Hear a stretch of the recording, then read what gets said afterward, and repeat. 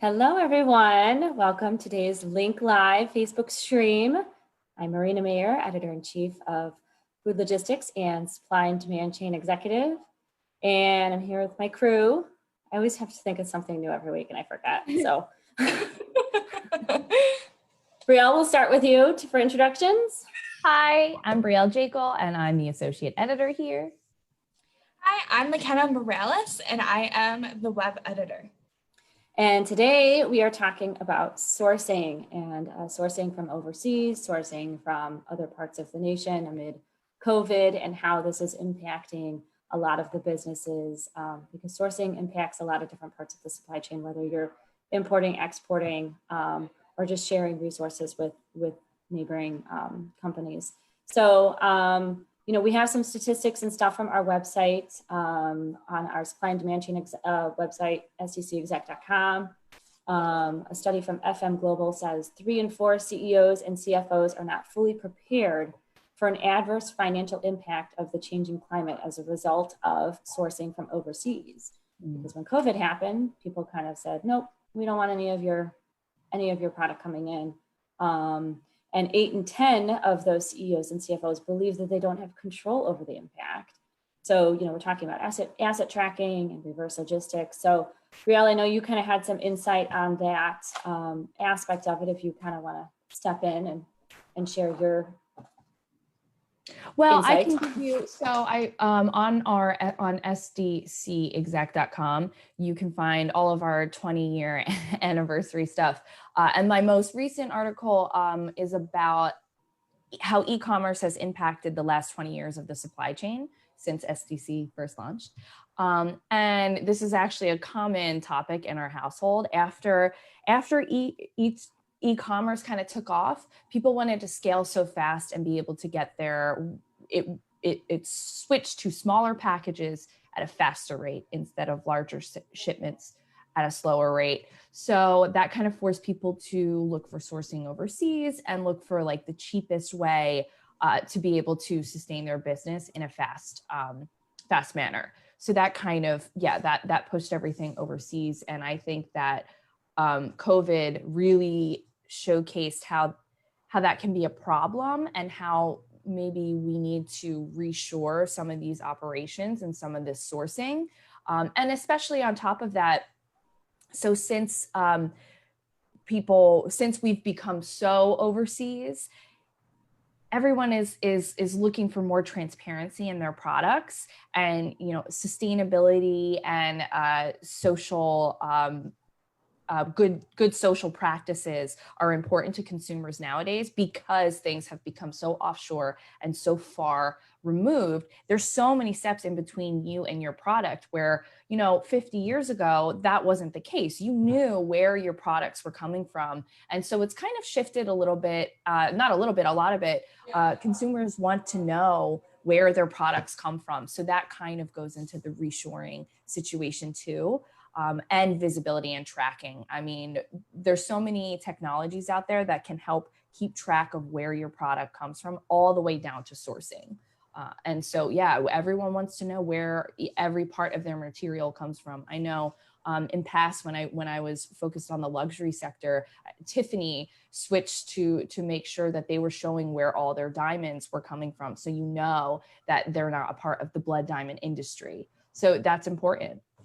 Ralph Lauren does that too. They've recently started adding a QR code on their labels so that people can scan and track the entire supply chain. And I think it's really important that luxury fashion designers are doing that, because there is so much like rumors about slave labor being involved in the fashion supply chain. Being able to see that all the way through and make sure that everything's sustainably sourced and ethically sourced is gonna not only like create that loyal customer base, but it's also gonna like give you a better brand reputation too.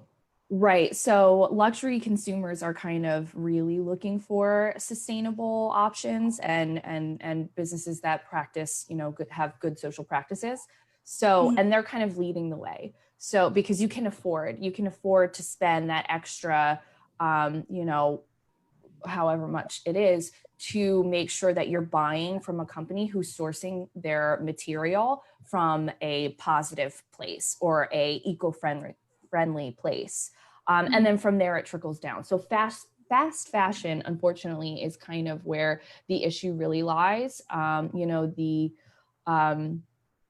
The cheaper clothings of the world, they're sourcing from, very far away, and you kind of lack that visibility. So that's where it's kind of trickling down, and people are becoming more interested in that in the lower end as well. Yeah, and as people move towards ethical brands, the fast fashion brands, they have that excess inventory too. And for example, a few years ago, all these reports about the store H&M, they had so much inventory that they resulted in burning the excess. And I can think of better uses than doing that, but it just wouldn't sell. They were out of style, they were out of season, they just couldn't sell them. That actually is a very common practice in luxury brands and high-end fashion, because they don't want their products being resold on the gray market, because they want to keep that. They very much care about their image. They want to remain a luxury brand, and they don't want to see their products on the lower end. So they will burn excess inventory. But once that became known after the whole H&M thing, and I think, I forget which company, but it became very apparent throughout social media, and everyone knew about it, and companies reacted to that. So a lot of them had to switch and stop that practice, and announce that they were stopping that practice, and showing exactly what they were doing with their excess inventory following that, to make sure that they weren't just, releasing a press release, say, hey, we're not doing this anymore. Right. So they are dealing with their excess inventory in a much better way. And hopefully that will happen throughout the entire industry. And that's interesting, because there's a lot of today's consumers are more about, the sustainability side of things. Mm-hmm. So when companies are, taking those and supporting a good cause, whether it's donating to schools or homeless shelters, whatever the case is, with these clothes, I get that that's a target market, but, they may have better, brand appeal after that. Mm-hmm. Yeah. Old Navy is doing that. They have all those commercials on Hulu right now. They're donating like $30 million worth of merchandise. Yeah. And a lot of it is the excess inventory, because, a lot of those companies source from overseas. And when COVID happened, everything either stopped, or it took a lot longer for it to go through the process of customs and to come overseas and come through the States, because of all these additional regulations that the ports were putting into place. And so, that part is interesting, because then all these companies were stuck with it, and they don't know what to do with it. So that goes back to, all the asset tracking. I know Juniper Research did a study and basically saying how asset tracking was growing like enormous amounts, like double digits amount, for that reason. So it's just kind of interesting to hear that in luxury. And it's also like that in food, because we talked about last week, the traceability, was it last week before, they all kind of blend together, but about the sourcing of meat, how they now have the labels on there that shows you where it comes from, what cow it came from, what farm it came from. And that's huge, especially now, because a lot of these farmers, who may have had to rely on getting product from overseas, are now, even these food processors are having to rely on more local options that may not be the most price efficient, but, that's what's available. Yeah, and on top of the ethical brand, most consumers today are now really focused on wellness, and you want to know where your food comes from. So it's absolutely happening in food, and it's just crazy how far even the food chain has expanded. I mean, there's plenty of stuff that we get from very far away. So it's interesting to see how that will happen. I thought something that was interesting about COVID was, for the clothing, like, people bought significantly less clothes while we were all in lockdown. However, shares in Lululemon, I believe, or not shares, but like, I know who you're talking about, like any of the workout clothes. Lululemon's like price or like inventory went up, or sales went up. I'll get there eventually. The sales went up because people were finding more loungewear clothes. Right. Well, it's like with Walmart, they had this whole thing that I think it was even in a commercial where they talked about how they were selling their shirts like skyrocketed, but they weren't selling pants. It's like because people were just putting the shirts on for the Zoom meetings, but not really caring about what they wore in their pants. And you don't think of those things. And then you're like, oh yeah, we kind of do the same thing too, you know? So I have sweatpants shorts on right now. I have workout shorts on, nobody can see, but you know, it's just funny to me that like, that's how it's completely changed. And now there are still companies that are saying, my employees are working from home the remainder of the year. So, you know, this isn't going to change anytime soon. And it's just funny to me how, you know, the fashion industry has kind of taken hold of all of this. And, you know, the only time I buy clothes is when my kids are outgrowing their clothes, but I mean, they're not in school, they're not in camp. So I'm not buying, you know, the water shoes or all the pairs of shorts, you know, they walk around in their pajamas all day. So, you know, it's a different way of shopping too. Mm-hmm. Our food bill has gone up. Yeah, mine too. I mean, but you're not eating out.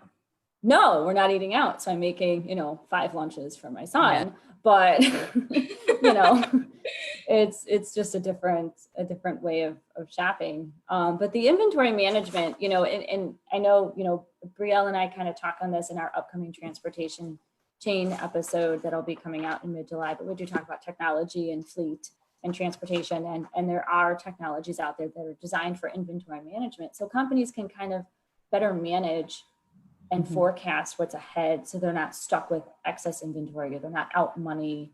You know, they're not, you know, shipments of stuff aren't stuck on a truck somewhere and isn't getting to where it needs to go. So the technology side of that is really stepped up to kind of help these companies kind of better control these problems, whether it's a pandemic or not. Yeah, I think it's interesting because, like I said, e-commerce has kind of pushed the offshoring and sourcing in a different way. But now there's technologies where on the inside, that's so much easier to be able to handle this. And then this week, so we always take for our 20-year anniversary, we take an old article from the first issue, and we kind of look at that segment again and restructure it. You know, and show what's changed in the last 20 years. And so this week we'll have an article about sourcing and e-procurement. And it's interesting to see how much it's changed in the last 20 years and how many tools there are now that you can use to help you know, find the best partner for you and make sure, and it's from everything from finding the best partner, finding the best product, finding the best price point, on that end of it. And then also, like you said, the technologies that control inventory to know exactly what you need. And then also the data solutions and machine learning that can predict what you will actually need. That's so interesting. That is so cool, because I worked in retail a lot growing up. And so we always had to plan like your day, and if you wanted to make a certain amount of money by the end of the day, and you had to sell a certain amount, and you had to have inventory in stock and like the most popular items. So planning for that inventory is gonna revolutionize. Yeah, so it's completely changed now. It's like, that's really what data is for, and machine learning, that's really where it's going to go. And it's not gonna just predict inventory, it predicts the pain points in your operations. It will predict, you know, where you should probably get the sources from, like all that. It can predict anything. It's really very sophisticated. That's oh, I'm sorry. You can go. Oh, no, you can go ahead. I was actually going to just change the topic. Oh, I was just going to say, it'd be kind of interesting if a lot of these grocery retailers were able to kind of implement something like that, because I think that would kind of help reduce a lot of waste. And I don't know how easy that would be to, you know, it's hard to tell when consumers are buying stuff, but I mean, you know, this panic buying and then everybody was out of stuff. I mean, that machine learning would have come in handy, like, here, hit pandemic mode.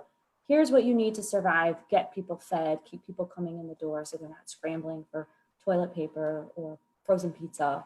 So I think, and just excessive waste, I mean, in general, because I mean, you walk in, you don't want to be stuck with a whole thing of bananas, it's going to go to waste, especially when it comes to the food side of it. So I think that would be kind of interesting if a lot of these groceries can kind of tack into that and get that on board. There's actually there's software providers that are kind of pivoting towards that, and they're kind of like marketing that way, like, hey, we want to reduce food waste, use our solutions to better predict what your consumers will need. But, you know, obviously, like, machine learning is still growing, so it will probably be even more sophisticated, and it could maybe prevent something like this from happening again. You know, the food shortages that happened during the pandemic. But I think that the pandemic was so unprecedented and that it really threw everyone for a loop. Yeah. And there's studies on our website that show that companies are still not even prepared if a second wave ends up coming. Exactly. Like, and that's, you know, I don't know how companies can be prepared. I mean, I'm not in the day-to-day trenches like our readers are, but that just is mind-boggling to me, because I feel like from our vantage point, writing about it and covering and interviewing these people, I feel like, wow, they've moved mountains to make things work. And then they're coming forward and saying, no, we're not prepared. So that's just mind-boggling to me how they think that that's really the case, when I feel like they're doing a stand-up job. I know there's a current study on food logistics right now. Sorry, I'm sitting weird to block out the sun. You're fine.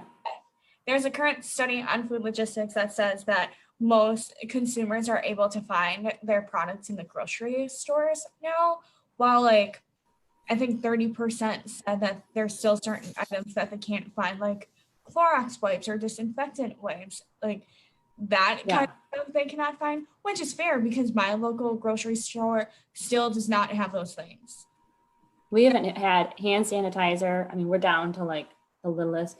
And the paper towels, we had to buy the actual like commercial paper towels that are used in like restaurants and stuff, because that was the only thing we could find.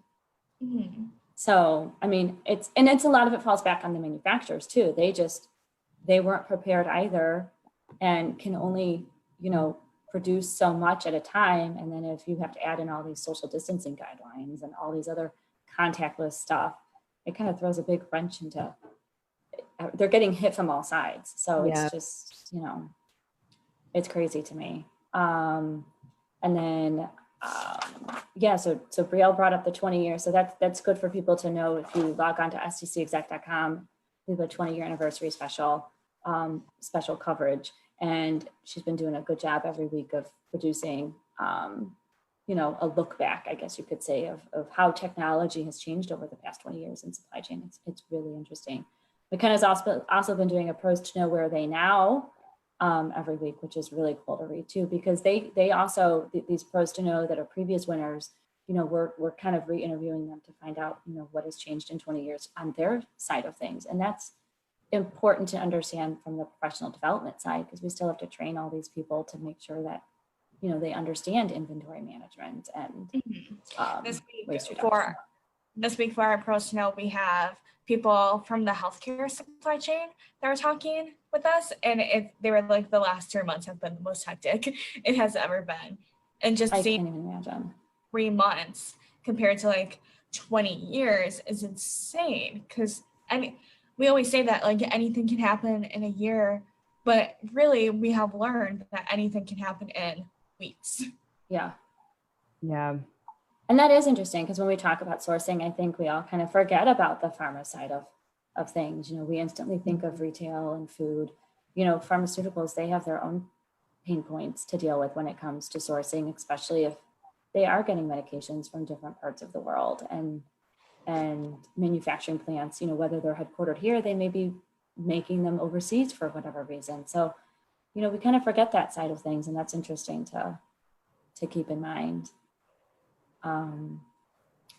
So for all of our readers, also next week, we kick off on June 30th, our Supply Chain Network Summit. I'm so excited.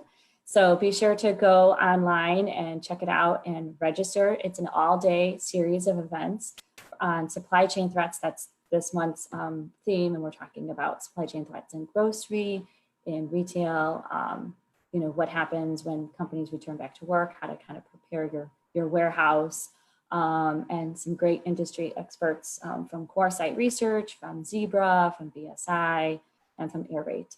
So very, very excited. So make sure you log on and register. And be sure to keep an eye on our podcast channel link, because Brielle, she kind of touched on this podcast that she's having later today about sourcing, which will be online. I don't know, I'd have to look at our schedule, a couple months, maybe a couple weeks, I mean. So keep an eye on that. Yeah, don't forget to subscribe, LINK, your link to the global supply chain. Perfect. And as always, we are looking for some guest experts on some of these really buttoned down topics that we know about, but we would prefer to have an expert join us on the panel discussion. So if you are interested in joining us in our crazy group on a Facebook Live going forward, please reach out because we'd love to have you. And we also welcome feedback and ideas and suggestions and the friendly hellos that we get after we go live. I always love those. So yeah, so make sure you log on to foodlogistics.com, SDCexec.com. Did I still say that right, or did I mess that up? I'll get there. SDC. You'll find us. It's a tongue twister. And we thank you very much for listening to today's program. Thank you, everyone, for your help. Thanks. Bye.